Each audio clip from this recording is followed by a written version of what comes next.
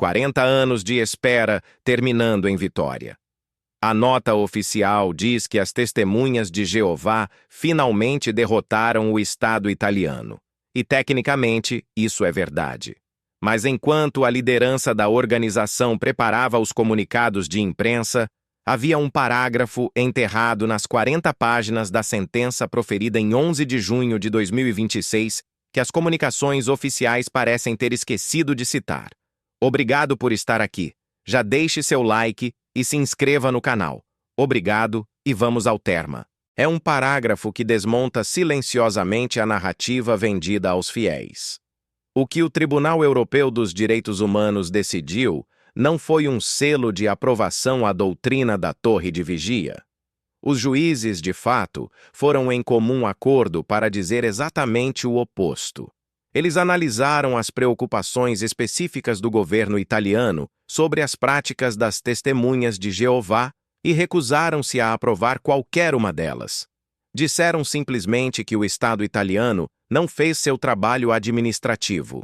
Isso é um resultado muito diferente daquele que está sendo celebrado online. Este vídeo trata da lacuna entre essas duas coisas. A lacuna entre o que foi decidido em Estrasburgo e o que está sendo repetido nas redes sociais. A lacuna entre uma derrota administrativa para Roma e uma vitória moral para a Torre de Vigia, que numa leitura atenta do acórdão, nunca ocorreu. E ao fim disto, há uma conexão com um caso paralelo na Noruega, que a organização passou 4 anos perdendo antes de finalmente vencer. Um caso no qual a Torre de Vigia, silenciosamente, mudou sua própria política disciplinar 11 dias depois de uma derrota no tribunal e então reivindicou total vindicação em recurso. Essa sequência diz quase tudo o que você precisa saber sobre como a máquina de relações públicas da instituição realmente funciona. O tribunal julga procedimentos, não teologia. O caso chama-se Congregazione Cristiana delle Testimoni di Geova contra a Itália. 7 juízes, decisão unânime, proferida em 11 de junho de 2026. A questão colocada ao tribunal foi estreita. Na Itália, existe um sistema chamado Intesa, um acordo formal entre o Estado e uma denominação religiosa. Uma vez assinado e ratificado, um Intesa desbloqueia o acesso a um mecanismo fiscal chamado 8 per mille, ou 0,8%. Redireciona essa porcentagem do imposto de renda de cada contribuinte para a religião de sua escolha. Também dá acesso a casamentos civis, capelania militar, feriados reconhecidos, tratamento fiscal favorável de doações. Desde 1984, a Itália assinou intesas com 13 denominações: luteranos, judeus, budistas, hindus. Os santos dos últimos dias têm uma. As testemunhas de Jeová pediram em 1977. 3 governos italianos diferentes assinaram um acordo com elas. Em 2000, em 2007, em 2014. Cada vez, o parlamento italiano recusou-se a ratificar. Nunca rejeitou formalmente. Nunca aprovou formalmente. Apenas deixou em limbo administrativo. As testemunhas levaram o caso a Estrasburgo, alegando discriminação. O tribunal concordou. Mas é aqui que a formulação começa a desviar. O Tribunal Europeu dos Direitos Humanos não é um tribunal teológico. É mais próximo de um árbitro de trânsito do que de um juiz moral. Ele não decide se uma religião está correta, saudável ou segura. Decide se o Estado, ao regulamentar essa religião, seguiu regras transparentes e não discriminatórias. Se um guarda de trânsito deixar passar 13 carros numa rotatória e prender o próximo sem dar razão, o tribunal que analisa a reclamação não certifica que o carro tem bons freios. Declara que o agente falhou no dever de imparcialidade. O carro pode prosseguir. A questão dos freios é, juridicamente falando, outra matéria, em outro tribunal, em outro dia. O caso Congregazione Cristiana delle Testimoni di Geova contra a Itália é um caso semelhante. Não se refere à inspeção de segurança. Isso não é interpretação forçada. 3 juristas italianos se pronunciaram quase imediatamente após a decisão. Francesco Alitino, professor de Direito e Religião na Universidade LUM. Maria D'Arenzo, professora de Direito Eclesiástico na Universidade de Nápoles. E Federico Pierluigi Consorti, professor de Direito na Universidade de Pisa. Todos três observaram independentemente a mesma coisa. O acórdão não cria um direito para qualquer religião obter uma intesa. Não valida qualquer doutrina. Não trata de prática interna alguma. Exige apenas que o Estado, ao conceder um benefício, o faça sob critérios transparentes e não discriminatórios. Essa distinção é toda a decisão. E é a distinção que a equipe de comunicação da Torre de Vigia escolheu não amplificar. Guarde esse ponto porque você verá o que o tribunal disse com suas próprias palavras sobre transfusões de sangue, voto e serviço militar. As três preocupações que o governo italiano tentou usar como defesa e o que o tribunal disse é o oposto do que o comunicado de imprensa implica. Reconhecimento versus neutralidade. O aspecto mais interessante deste caso não é a própria decisão, mas a lacuna entre a linguagem do tribunal e a linguagem do comunicado.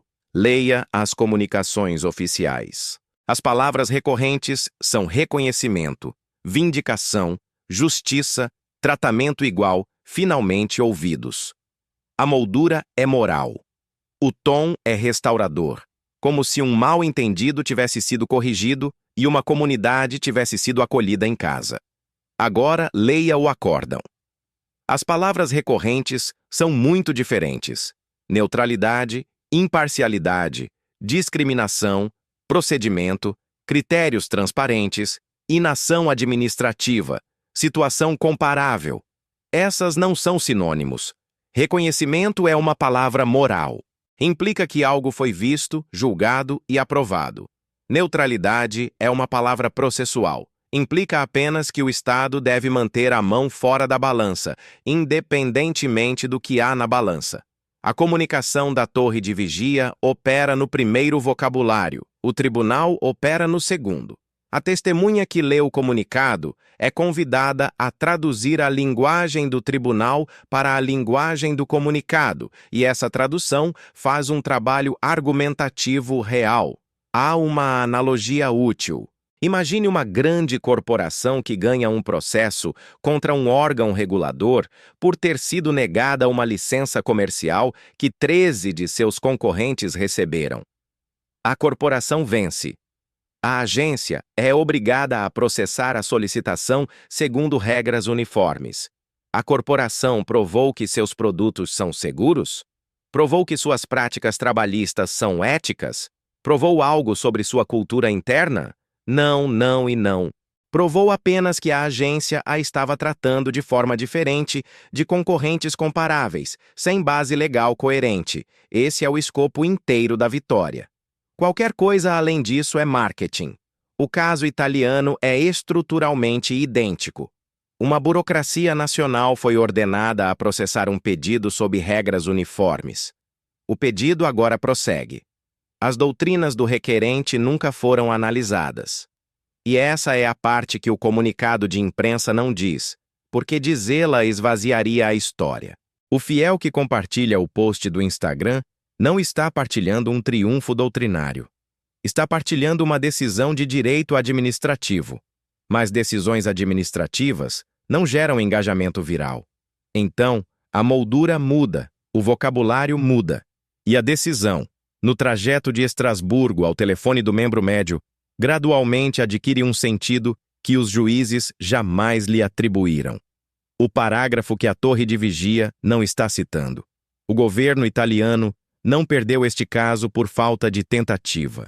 Em sua defesa, levantou 3 preocupações específicas sobre os ensinamentos das testemunhas de Jeová: a recusa a transfusões de sangue, a objeção histórica ao serviço militar e a abstenção de votar.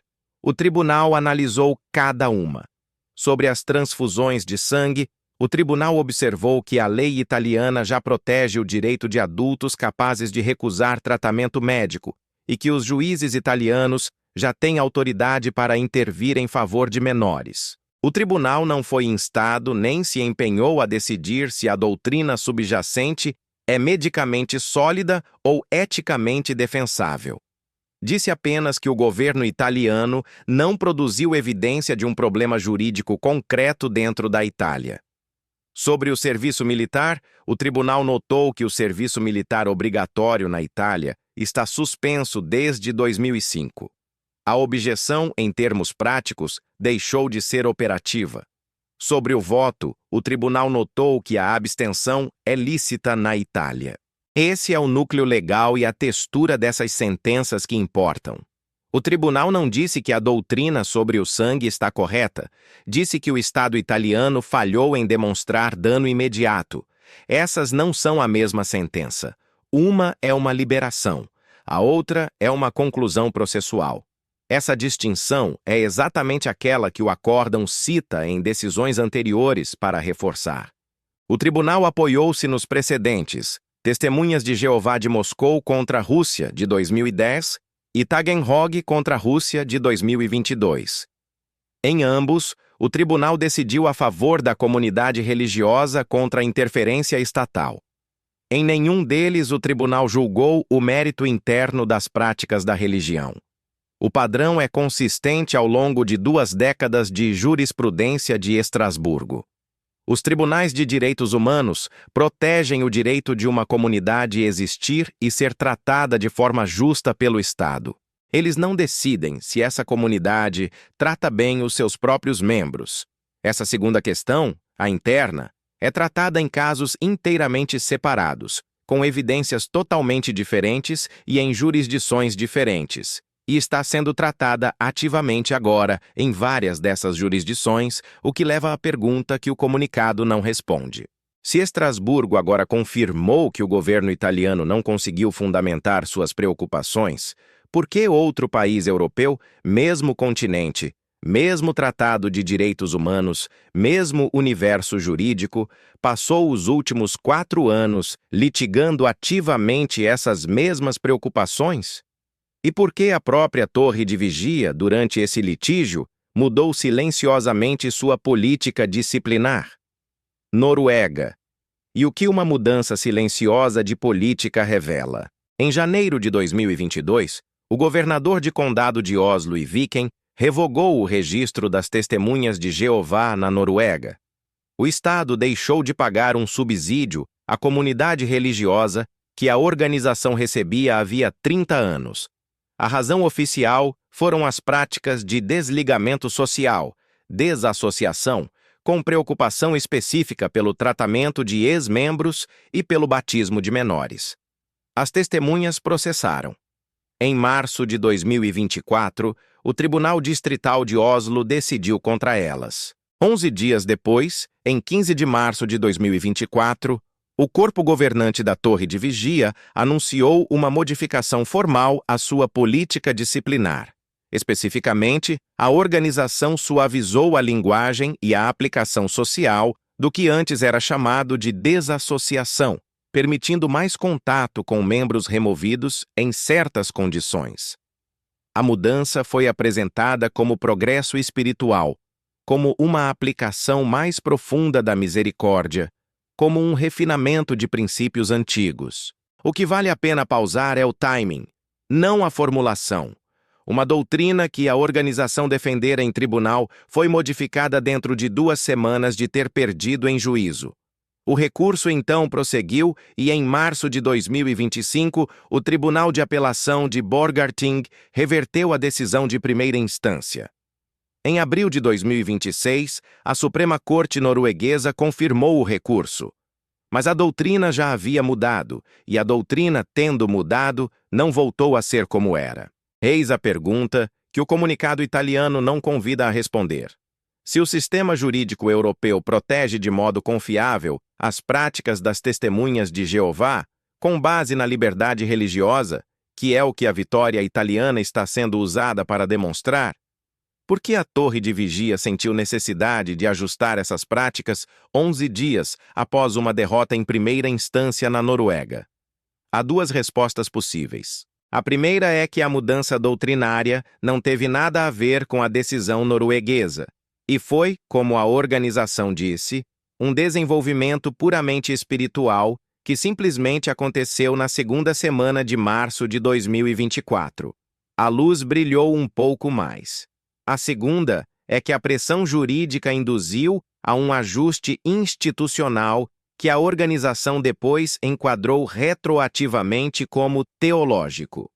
O espectador pode decidir qual resposta é mais parcimoniosa. Deixe nos comentários qual a sua opinião. O Tribunal Europeu dos Direitos Humanos, claro, não tem opinião sobre essa questão. Não foi chamado a opinar. Esse é precisamente o ponto. Um tribunal de procedimento não pode exonerar uma doutrina. Só pode proteger o direito da instituição de a manter.